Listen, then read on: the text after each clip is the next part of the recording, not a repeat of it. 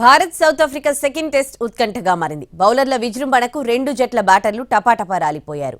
టీమిండియాను 153 పరుగులకే కట్టడి చేశారు సఫారీ బౌలర్లు. టీమిండియా దక్షిణాఫ్రికా మధ్య కేప్టౌన్లో జరుగుతున్న రెండో టెస్టు రసవత్తరంగా మారింది. సఫారీ గడ్డపై బౌలర్లు మ్యాజిక్ క్రియేట్ చేస్తున్నారు. పేసర్లు బౌన్సర్లతో బ్యాటర్లను వణికిస్తున్నారు. తొలి ఇన్నింగ్స్లో తొలుత బ్యాటింగ్ చేపట్టిన సౌత్ ఆఫ్రికా జస్ట్ 55 రన్స్కే ఆలౌట్ అయింది.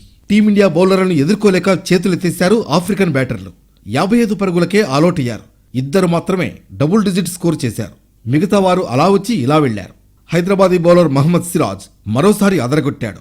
మొత్తం 9 ఓవర్లు వేసిన సిరాజ్ 6 వికెట్లు తీసి 15 రన్స్ మాత్రమే ఇచ్చాడు. 3 మేడిన్ ఓవర్లతో దుమ్ము రేపాడు. ఆ తర్వాత బ్యాటింగ్ చేపట్టిన టీమిండియాకు బ్రిటిష్ బౌలర్లు షాక్ ఇచ్చారు. 153 పరుగులకే కుప్పకూల్చారు. రోహిత్ శర్మ, శుభ్మన్ గిల్, విరాట్ కోహ్లీ మినహా ఎవరూ ఆడలేదు. టీ బ్రేక్ తర్వాత పరిస్థితి మరీ దారుణంగా తయారైంది.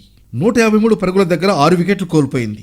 జైస్వాల్, శ్రేయస్, జడేజా, బుమ్రా, సిరాజ్, ప్రసిద్ధ్ డకౌట్ అయ్యారు. సౌత్ ఆఫ్రికాపై టీమిండియా 98 రన్స్ ఆధిక్యంలో ఉంది. ఆ తర్వాత రెండో ఇన్నింగ్స్ ప్రారంభించిన సౌత్ ఆఫ్రికా 3 వికెట్లు కోల్పోయింది.